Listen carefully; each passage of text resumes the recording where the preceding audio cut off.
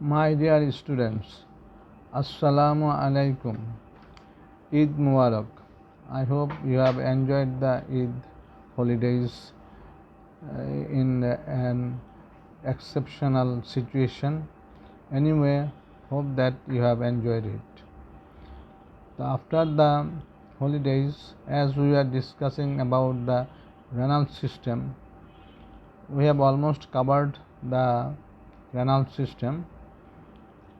Today we shall discuss about the acid base disorder, which is a very important chapter for both SCQ examination and oral examination, and it's a definite question.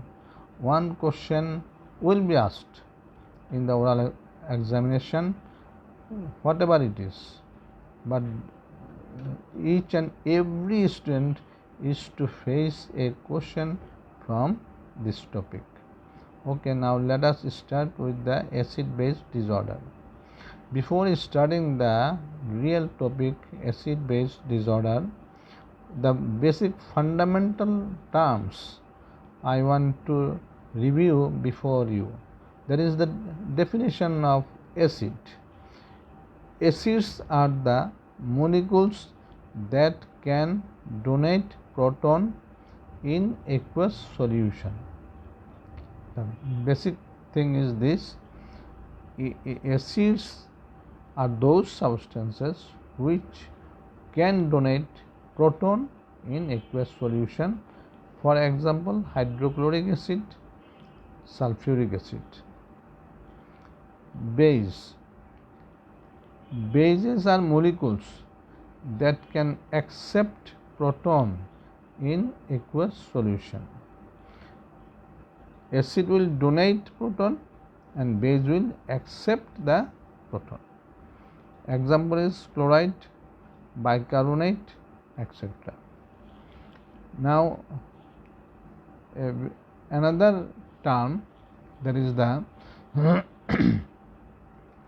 alkali.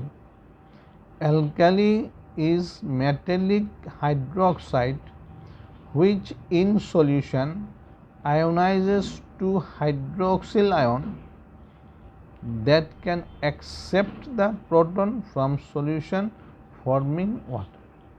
I repeat, alkali is metallic hydroxide which in solution ionizes to hydroxyl ion that can accept the proton from solution, forming water.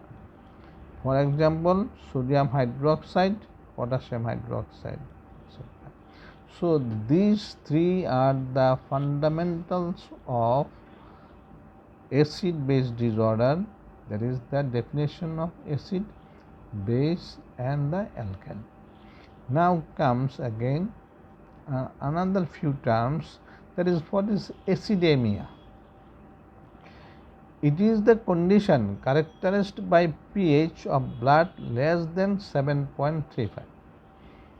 Acidemia, that is the blood is in the status of acidic.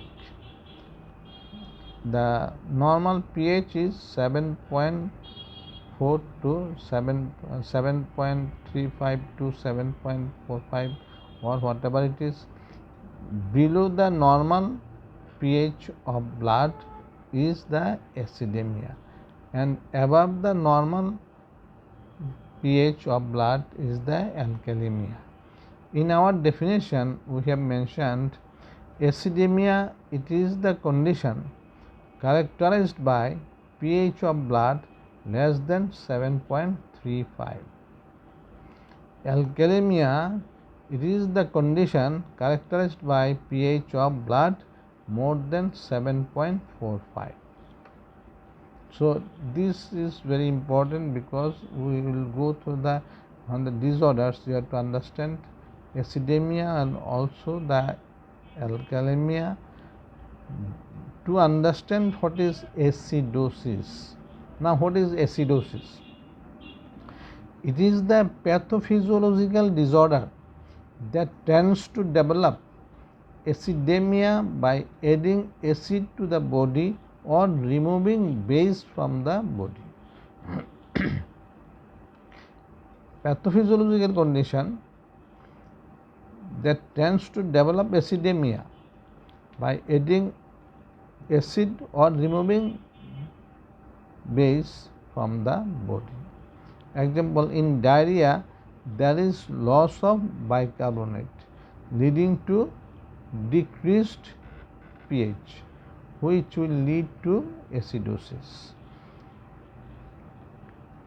So you have to understand the acidosis.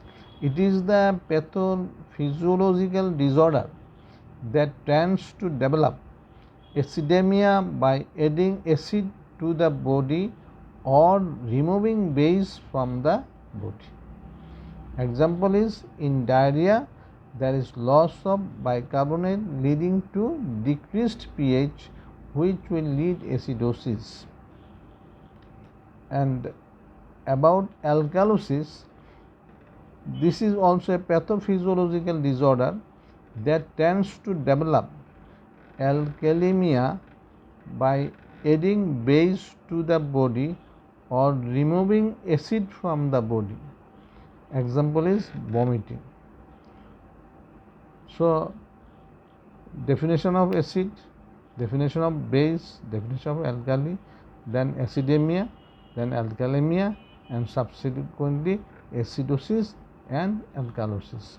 So with this knowledge we will go to the very important disorder in our medical science, the acid base disorder. Then what are the parameters to diagnose acid base disorder? The parameters are firstly pH, then bicarbonate level, and the partial pressure of carbon dioxide. This is the very fundamental things. If you see pH below 7.35, definitely it is acidemia. If it is more than 7.45, it is alkalemia. Then you search for whether it is respiratory or it is metabolic. We will come to it later on. Secondly, plasma anion gap, and thirdly, base excess. So these are the common acid base disorders parameters. This is often asked as an introductory question when we discuss about the acid base disorder.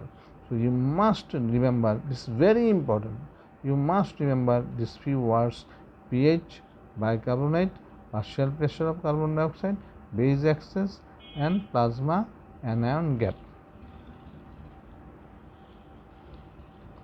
Now we come to the classification of acid base disorder.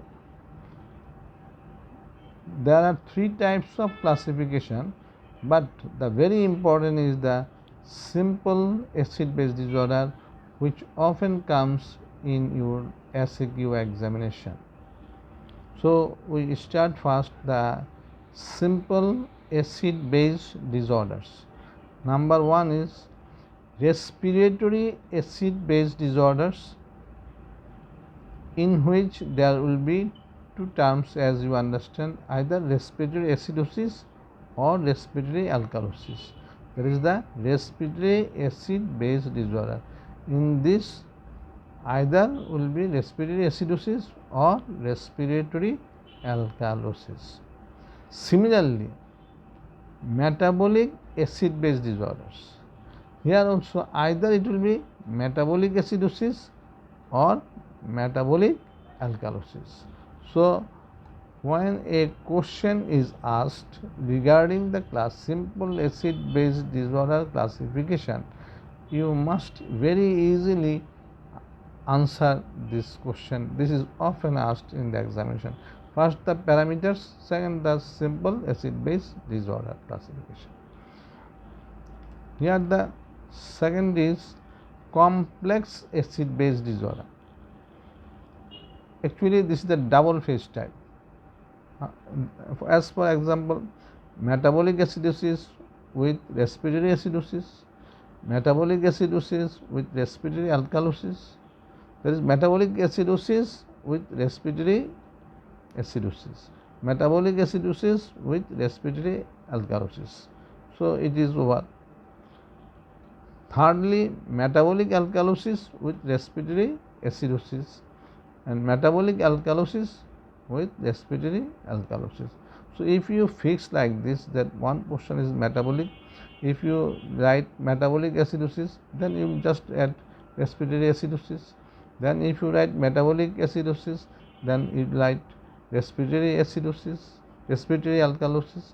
Metabolic alkalosis, you write respiratory acidosis, and metabolic alkalosis, you go through the respiratory alkalosis. Thirdly, triple phase type, combination of three disorders: metabolic acidosis plus metabolic alkalosis plus respiratory acidosis.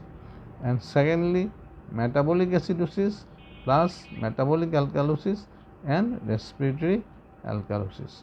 So these are the three types of classification, but the common is the simple acid base disorder, which is often comes in SAQ examination, also in the oral examination. Now if we discuss about each and every one, about the primary defect of respiratory acidosis or respiratory alkalosis or metabolic acidosis or metabolic alkalosis, what is the primary defect? One basic thing you have to remember, that carbon dioxide is weak acid. Carbon dioxide is weak acid. If there is increase in the partial pressure of carbon dioxide, then it will be definitely respiratory acidosis. Carbon dioxide accumulation, you will not think about the bicarbonate in that case. You think about one parameter first, that is carbon dioxide is weak acid and bicarbonate is the alkali. So if carbon dioxide is not normal, either increase or decrease, then it will be respiratory oriented disorder. And again, if carbon dioxide is normal but the bicarbonate is either increase or decrease, then the problem will be in the metabolic portion. So on keeping it in mind, in short, there are lot many things to tell, but fundamentally for undergraduate students this is easy to remember, that whenever there is excess partial pressure of carbon dioxide, then it will be respiratory acidosis, and when it will be less, then it will be respiratory alkalosis. And similarly, in case of metabolic acidosis, as there is decrease of bicarbonate, that is it will lose bicarbonate. So if it loses bicarbonate, the body status, the blood pH is becoming acidotic. So it will be metabolic acidosis. When bicarbonate is lost from the body, it will be metabolic acidosis. Again, when bicarbonate will be up in the body or in the blood, it will be metabolic alkalosis. So in regarding primary defect, you should be clear conception, no hesitations, that carbon dioxide, partial pressure of carbon dioxide increased, respiratory acidosis. Partial pressure of carbon dioxide decreased, it is respiratory alkalosis. Decrease of bicarbonate is metabolic acidosis, and increase of bicarbonate is the metabolic alkalosis. So in your oral examination, out of these four, about primary defect of one will be asked. So you must not be confused during the examination. Before that, you must understand the accumulation of carbon dioxide leads to acidosis, loss of carbon dioxide leads to respiratory alkalosis, decrease of bicarbonate leads to metabolic acidosis, and the accumulation of bicarbonate leads to metabolic alkalosis. These are the very fundamental things and very important for your all the examinations coming. Now, how it will be compensated? For example, respiratory acidosis. What happens in respiratory acidosis? Partial pressure of carbon dioxide became excess, increased. What happened to neutralize? There will be increased bicarbonate. Bicarbonate will come to compensate. The level of the bicarbonate will be increased. How it will be increased? There will be renal bicarbonate generation in the collecting duct by the kidney. You must remember one thing, that respiratory problem will be solved by the renal system, and metabolic problem will be solved by the respiratory side, by the respiratory system. So it is in case of respiratory acidosis, the primary defect is excess partial pressure of carbon dioxide, which will be compensated by increased bicarbonate, which will be generated by the kidney in the collecting duct.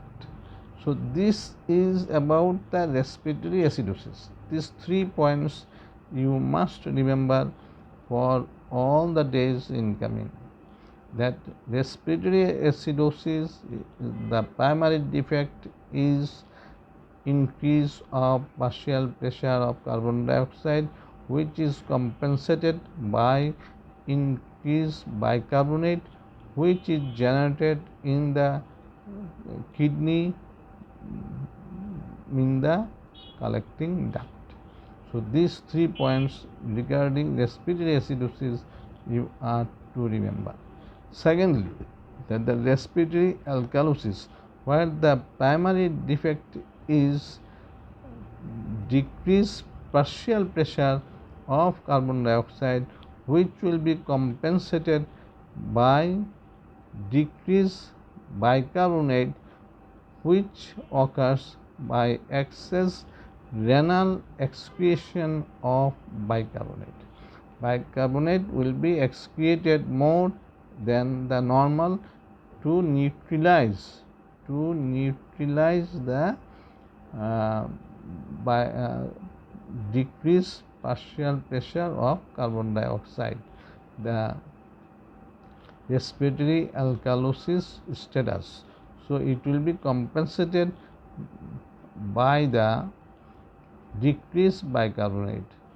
Respiratory alkalosis, where there is decreased partial pressure of carbon dioxide, will be compensated by the decreased bicarbonate, which occurs by renal excretion of bicarbonate excess. So these 2 things in regarding respiratory acidosis and respiratory alkalosis. These 2 points is very important for all the examinations coming. Next is metabolic acidosis, where I have already mentioned that there will be decreased bicarbonate in the blood, and it will be compensated by decreased partial pressure of carbon dioxide, which will happen by hyperventilation. By hyperventilation of the respiratory system, carbon dioxide will be lost and the decrease bicarbonate level will be neutralized. So the metabolic acidosis, where the primary defect is decrease bicarbonate level, will be compensated by decreased partial pressure of carbon dioxide, which occurs by hyperventilation of the respiratory system. So you have to remember these 3 points regarding metabolic acidosis. And in metabolic alkalosis, where the primary defect is increase of bicarbonate, will be compensated by the partial pressure of carbon dioxide by hypoventilation of the respiratory system. So you see, you have to basically understand each and every points, then you will be able to answer this question. These are very much tricky and very much point dependent.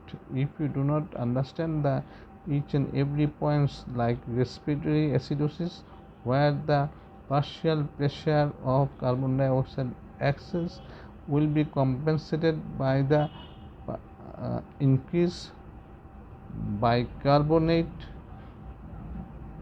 by renal secretion or generation of bicarbonate in the collecting duct.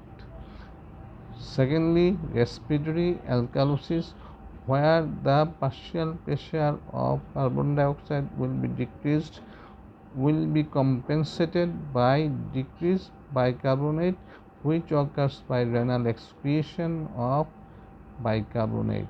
Thirdly, the metabolic acidosis, where there is decreased bicarbonate and it is compensated by decreased partial pressure of carbon dioxide, which occurs by hyperventilation of the respiratory system.